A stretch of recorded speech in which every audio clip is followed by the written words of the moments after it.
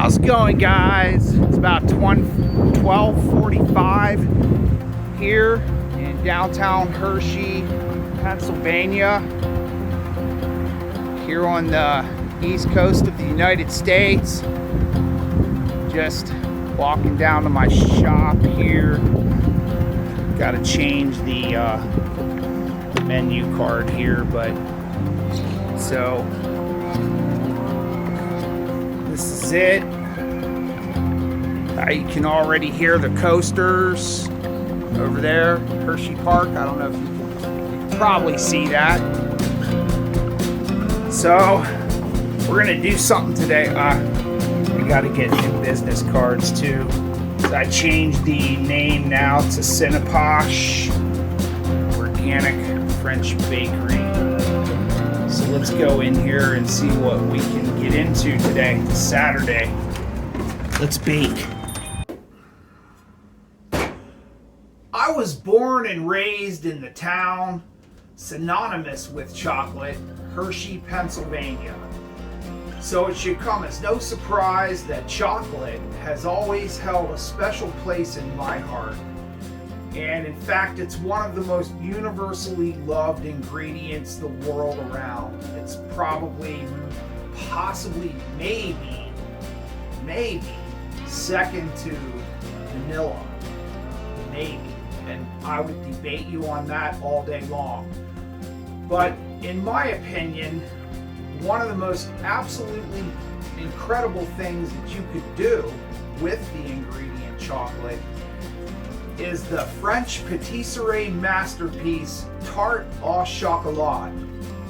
Now this tart has a crisp, subtly sweet almond pastry crust called Pate Sablée. Some people call it Pate Sablée. However you say it, it's absolutely delicious. You can make cookies out of this crust. It really is one of the best tart crusts you could make out there. And it's filled with an intensely chocolate, sweet, creamy Valrhona tart filling. Absolutely unbelievable flavor on that chocolate, and it's topped with a mirror glaze and 24 karat gold leaf. So if you have some type of a fancy dinner or something like that, you need to wow your guests, this is the one you want. And so now I'm going to show you how I make this truly exquisite French dessert. And just a few simple ingredients. It's not really all that complicated. You just have to follow the rules, the way that I show you how to do it. As always, all of the instructions and the method and the ingredients and all that, weights, measures, will be down below the video in the description box. So let's get started. Okay, so for our crust for these amazing Tarte au Chocolat tarts that we're going to be doing here today, I'm using a French type of pastry known as Pate Sablée, if I'm saying that correctly. I have heard it pronounced Pate Sablée, or like pâte sucrée, pâte brisée, pâté brisé.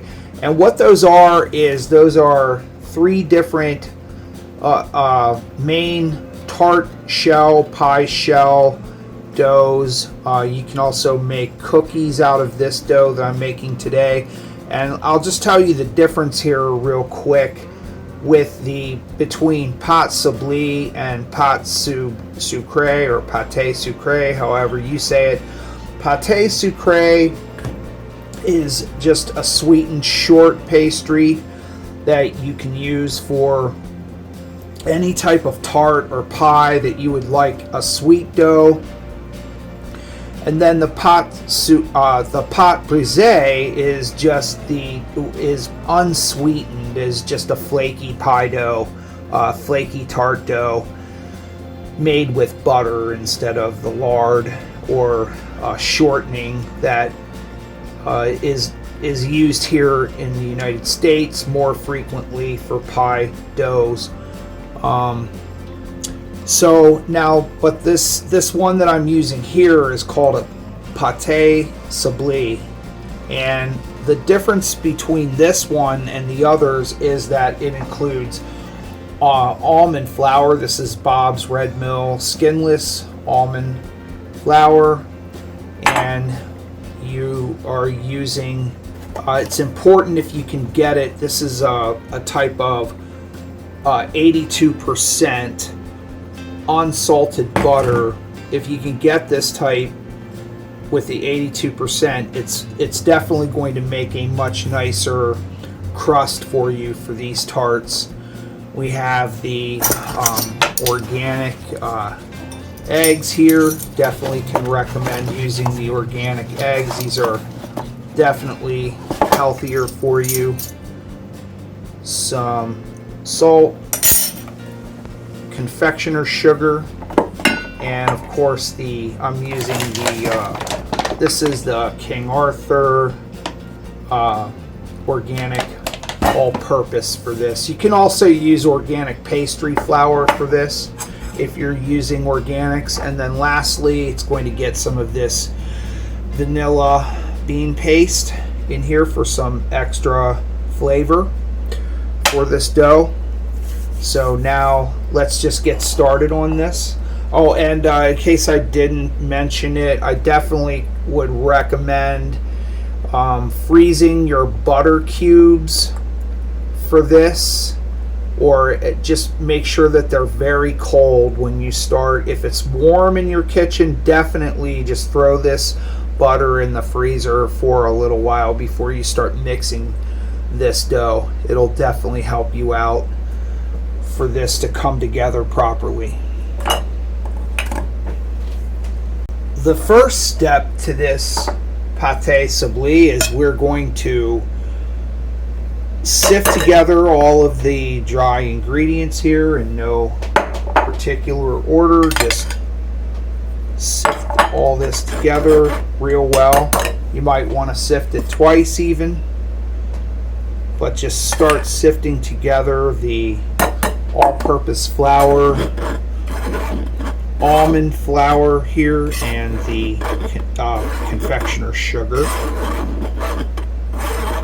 So as you can see, I did transfer this to a larger bowl. Just the one I had it in was not large enough.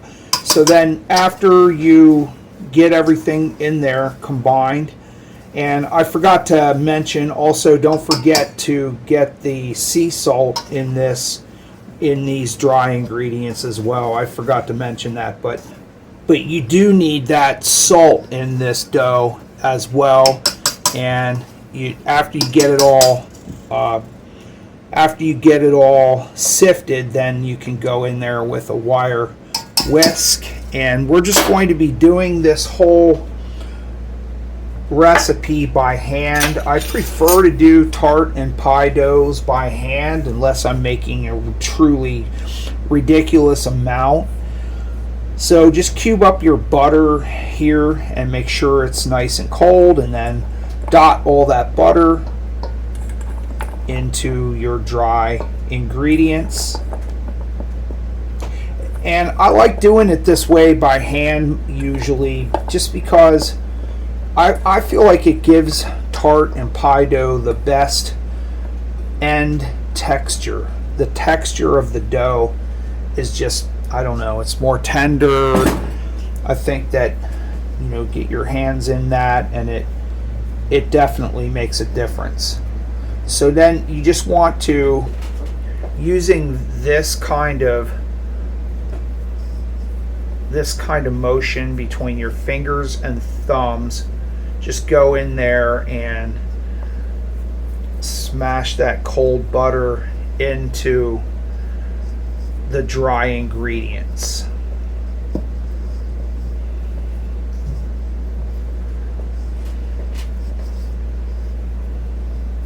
So you're not trying to turn this into a paste or anything like that.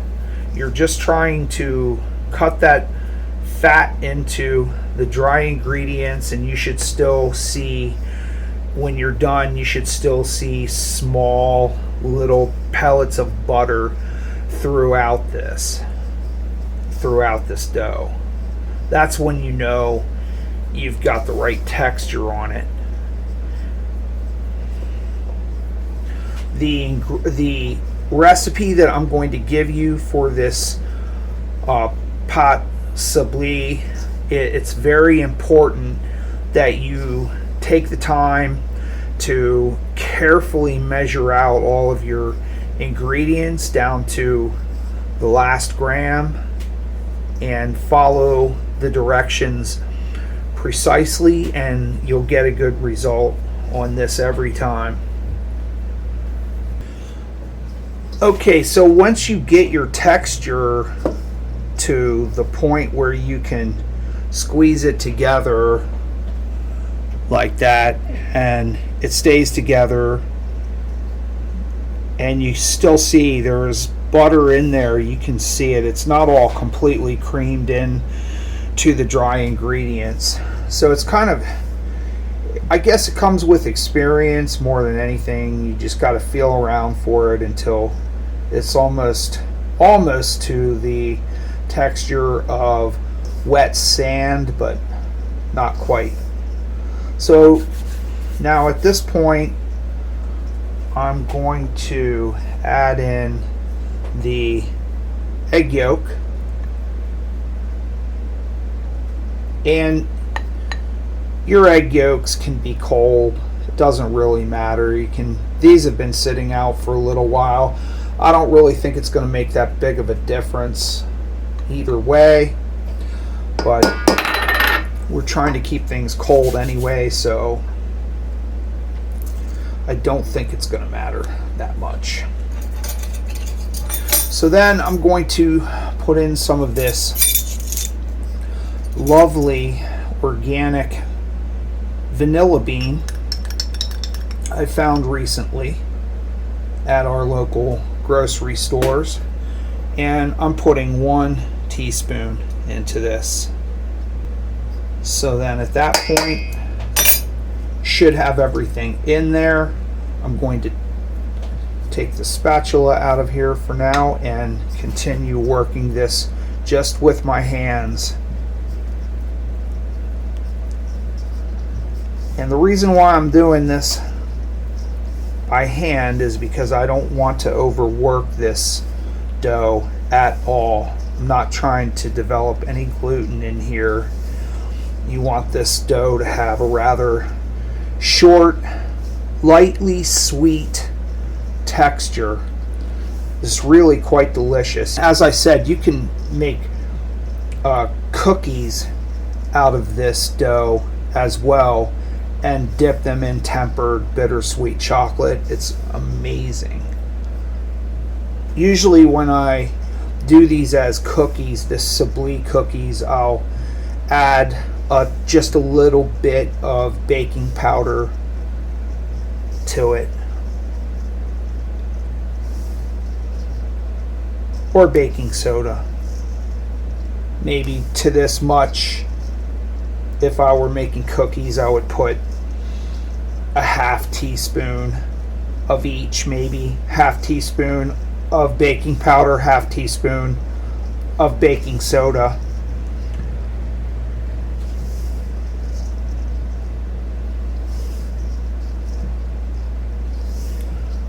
So you're looking for this to just kind of so that you aren't seeing too much dry flour at that point, and then you can stop. And this Sablée dough definitely feels more crumbly and loose than the pâte sucrée or the pâte brisée, but that's okay because you're going to kind of roll these into discs and put them in the refrigerator to set up for a couple of hours at least. It's probably better to do this kind of dough and let it rest in the refrigerator overnight. But if you don't have that kind of time, then at least 2 hours give this. So as you can see, there's still even some butter chunks in there. I'm going to stop working this now. My fingers are just telling me that this dough is good to go. It already smells amazing, and I haven't even baked the tart shells yet. But after I let this set up, I'm going to wrap this real nice and tight and refrigerate it. And then when we come back, I'm going to show you how we get this into tart shells with removable bottoms. So then once your dough is like that, has that crumbly but soft consistency, then you can take a dough card here, and as you can see, it packs together nicely. So just take a piece of parchment paper with some plastic wrap and pile half of it into, well, in this case with this size recipe, I'm going to be doing 2 discs here. Should be about maybe a little over a pound per disc. And then you can use the parchment paper here to kind of bring it all together. I don't know if you can see that. There we go. Just bring it all together like that, and don't keep working it. It's going to seem kind of crumbly, and that's okay. This will come together beautifully if you just let it set up. So just do it just like that and wrap it real tight. And as I said, it's best to let this set overnight if you have the time. I'm probably just going to let this set for a couple of hours so I can show you how these tarts come together. But if I were doing this in my regular bakery production, I would always have this tart dough on hand and have it in the refrigerator for a couple of days. This will hold nicely. You could also take it like that, put it in a Ziploc freezer bag and freeze this, and have this maybe for a couple, 3 weeks. I would say you should still be able to use this. I'm getting ready here to roll out the pate or Pate Sablée, and I just wanted to talk just a second here about pan preparation and how to get ready to roll out. Have all this prepared before you start rolling, because it's really important to keep sablé dough cold.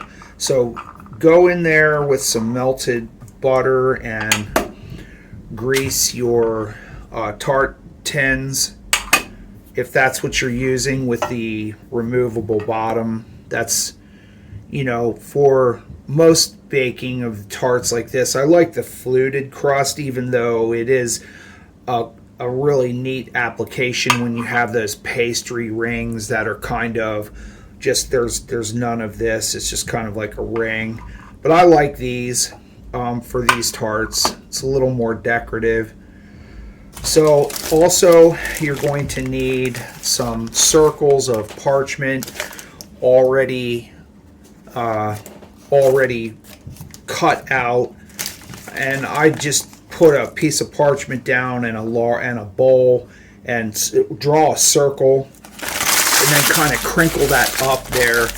And the reason why you need that first, get all that ready, is because you're going to be blind baking these tart shells, and you're also going to need pie weights, or I just use beans. I use black beans, and they're reusable for a while. You can use these, and then I'll show you how that goes together here in the oven. You can, if you're ready to roll, you can go ahead and preheat your oven to around 325 Fahrenheit. So when you first take your Sablée dough out of the refrigerator, it's going to feel very firm and hard to roll out. So you just give it a couple of minutes, get a cup of coffee or something. And now after just a matter of 2 or 3 minutes, it's rolling out nicely for me. Again, you don't want to be working a ton of flour into this because it will get tough on you, but just use the bare minimum. And what you want to do is roll this out into a circle, I would say not more than about a 1/4 inch thick. You don't want it too thick, just enough to drape over this shell.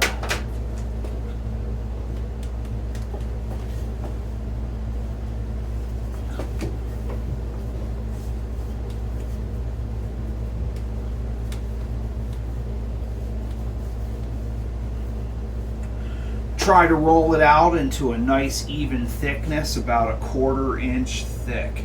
That's about what you want. And then it's very important that you work with this dough quickly and get this into the freezer before you bake it.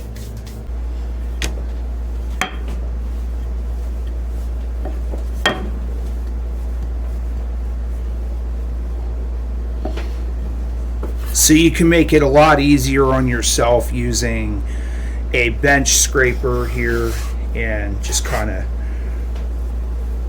pull your tart dough up over the pin, trying to minimize cracks. It's a very delicate kind of dough, and it makes it a little more difficult than a lot of other doughs, just because it will crack and kind of get crumbly on you a little bit. So you may have to patch. If you have to patch, you should have plenty of scraps left over, that if you have to patch this dough, it'll be fine. You can even use a little pastry glue if you have to, if you know what I mean. Just some egg wash in there, but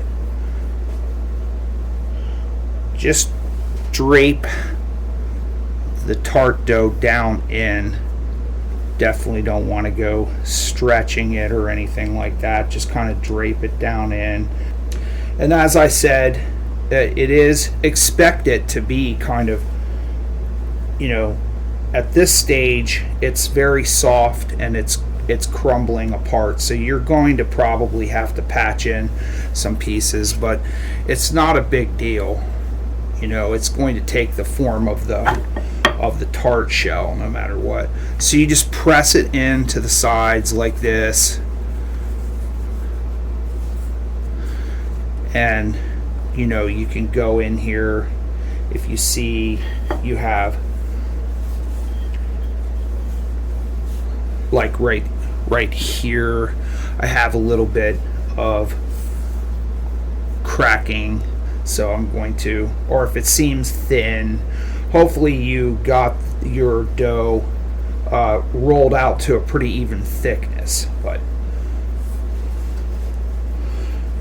the first dozen times you use this particular dough, it may not be perfect results, but just keep trying at it and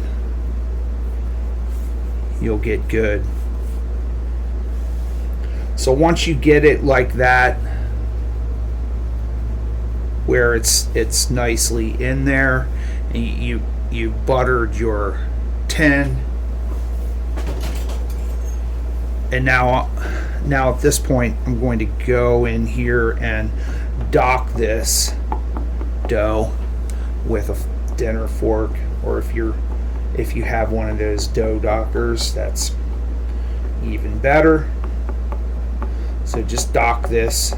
That'll keep it from puffing up inside on the bottom. You don't want it to puff up. We're going to blind bake this with pie beans here. So, but before you do that, make sure don't skip this step. Don't try to bake this right now. put this on a sheet pan and stick it in your freezer for at least like half hour, 45 minutes. Make sure that it's really solidly frozen. And if you do that, it'll really help you so that the tart dough doesn't try slumping on you or doing anything silly in the oven. So work it till you're happy with it, and then freeze this up until it's frozen solid. And then you can, while your pie or tart shells are freezing, you can preheat your oven. So as soon as your Sablée shells are frozen solid like that, now it's time to put in the parchment circles that we made. Working quickly, you want to get this in the oven as fast as you can. Just fit those papers down in there so your beans don't stick all over your dough. That would not be desirable in the least.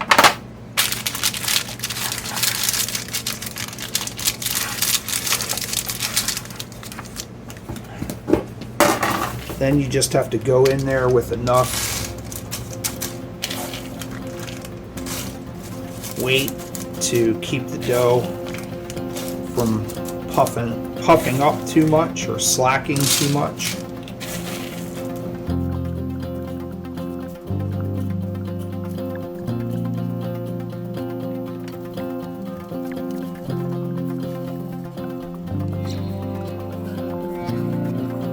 Just enough beans.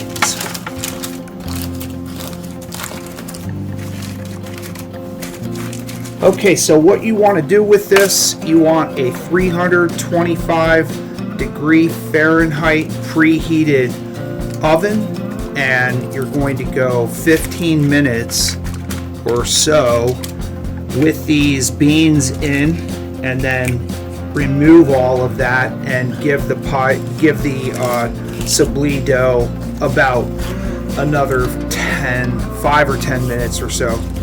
So get these shells in the oven in their frozen state, just like that. Alright, let's let these tart shells cool down all the way here while we make our custard. And we'll fill these, bake them off.